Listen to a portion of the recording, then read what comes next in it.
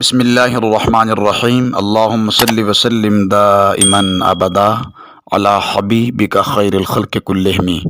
ماہ مقدس ماہ صیام میں تلاوت قرآن کریم کا انداز ذرا جداگانہ ہوتا ہے۔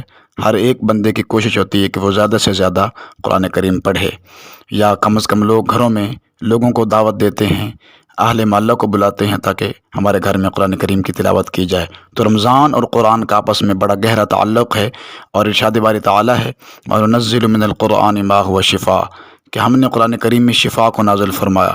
شہر رمضان الذی انزل فیہ القرآن، کہ رمضان کا مہینہ وہ ہے جس میں قرآن کریم اتارا گیا۔ تو رمضان شریف میں قرآن کریم بہت زیادہ پڑھا جاتا ہے، اور قرآن کریم کو پڑھنے کے بعد جو مرحلہ آتا ہے وہ یہ ہے کہ قرآن کریم کو اب بخشنا کیسے ہے، اب مرحومین کے لیے اس کو اصحال کیسے کرنا ہے، اس کا ثواب اپنے پیاروں کو کیسے پہنچانا ہے، جو دنیا سے چھوڑ گئے، جو دنیا سے چلے گئے، اور جو داغ مفارقت دے کر دار فانی کو سدھار گئے۔ تو اب ان کے لیے چونکہ اصحال ثواب کیا جاتا ہے، اور اہل اسلام کا عقیدہ ہے کہ دعائے خیر کا ان کو فائدہ پہنچتا ہے، تو اب یہاں پہ لوگ پریشانی کا مظاہرہ کرتے ہیں کہ قرآن کریم کو کیسے بخشا جائے۔ بعض لوگ تو قرآن کریم بخشوانے کے لیے باقاعدہ محلے کے امام مسجد کے پاس آتے ہیں، اور باقاعدہ ان کو درخواست کی جاتی ہے کہ آپ یہ قرآن کریم بخشیں۔ تو سوال یہ ہے کہ کیا صرف حافظ صاحب ہی قرآن بخش سکتے ہیں؟ محلے کے امام صاحب کے علاوہ کیا بندہ خود یا کوئی عورت یا بہن بیٹی قرآن کریم نہیں بخش سکتی؟ تو اس کا جواب یہ ہے کہ ہر بندہ قرآن کریم پڑھنے کے بعد اس کو اصحال ثواب کر سکتا ہے، بخش سکتا ہے۔ اس کے بڑے آسان طریقے ہیں، اور لوگ اس سلسلہ میں بڑے کنفیوز نظر آتے ہیں۔ آج کی اس ویڈیو میں ہم بیان کریں گے کہ قرآن کریم پڑھنے کے بعد قرآن کریم کا ثواب اپنے مرحومین کو، پیاروں کو، اقربا کو کیسے پہنچایا جاتا ہے۔ یاد رکھیے، اس سلسلہ میں ذہن نشین فرما لیجئے، قرآن کریم کو اصحال ثواب کرنے کے بڑے آسان طریقے ہیں۔ سب سے پہلا طریقہ نہایت آسان ہے کہ آپ جیسے قرآن کریم کو پڑھنا شروع کریں تو آپ نیت کر لیں کہ میں یہ قرآن کریم اپنے فلاں مرحوم کے اصحال ثواب کے لیے پڑھ رہا ہوں۔ تو جیسے جیسے آپ ادھر سے قرآن کریم پڑھتے جائیں گے تو اللہ تعالیٰ اس کا ثواب آپ کے اس پیارے کو پہنچاتا جائے گا۔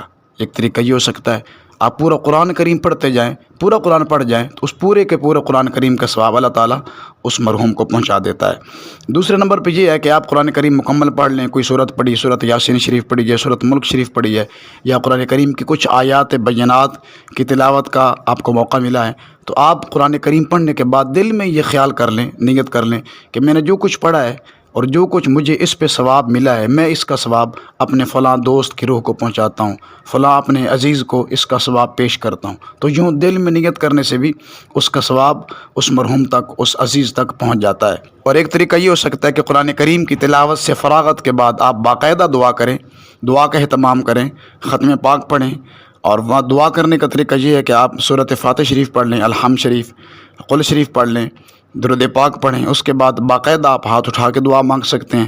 اس کا طریقہ یہ ہے کہ اے اللہ، جو کچھ کلام پاک میں نے پڑھی ہے اور جو کچھ کلمات طیبات میں ادا کر سکا ہوں، جو کچھ میں نے پڑھا ہے، اس کا ثواب میں سب سے پہلے نبی پاک صاحب الاولاق حضور سرور کونین صلی اللہ علیہ وسلم کی بارگاہ گوہر بار میں پیش کرتا ہوں، قبول فرما۔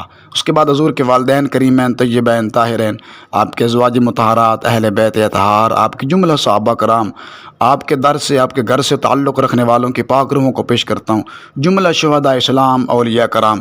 ان کو پیش کرنے کے بعد آپ جس کے لیے یہ دعا خاص کرنا چاہ رہے ہیں اس کا نام لے لیں، کہ مثلا والدین ہیں، نانا جان ہیں، نانی جان ہیں، کوئی دوست ہے، کوئی استاد ہیں، ان کا نام لے کر کہ میں اس کا ثواب حضور علیہ الصلوۃ والسلام کے توسل سے، حضور کے تصدق سے فلاں کی روح کو پیش کرتا ہوں، مالک تو قبول فرما۔ تو اللہ تعالیٰ یوں بھی اس کا ثواب اس کی روح تک پہنچا دیتا ہے۔ تو یہ آج کی اس ویڈیو میں ہم نے مختصر انداز میں قرآن کریم کو بخشنے کا، اصحال ثواب کرنے کا طریقہ بتایا ہے۔